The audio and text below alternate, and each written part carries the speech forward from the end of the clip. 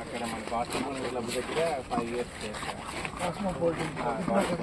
అది క్లోజ్ చేస్తాను. నేను థ్యాంక్స్ గివింగ్కి వచ్చాను. ఇప్పుడు మళ్ళీ మీరు ఏదైతే చెప్పారో వీటన్నిటి ఇంకా నేను స్టెప్పిన్ అవ్వలేదు పూర్తిగా, నా ప్రమాణ స్వీకారం అవ్వలేదు కనుక మనం ఏం మాట్లాడినా ఇంతకు ముందు వచ్చి మాట్లాడినట్టే ఈక్వల్ కనుక మళ్ళీ మనం అన్ని విషయాల మీద మళ్ళీ తర్వాత కూలంకషంగా చర్చించుకుందాం. అందరికీ థ్యాంక్స్ గివింగ్ చెప్పడానికి వచ్చాను.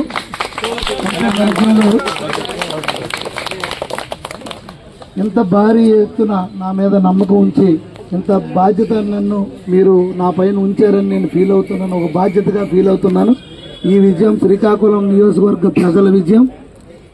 అలాగే ఈ విజయాన్ని వారికి అంకితం చేస్తున్నానని కూడా ఈ సందర్భంగా తెలియజేసుకుంటూ నా హృదయపూర్వక ధన్యవాదాలు తెలియజేసుకుంటూ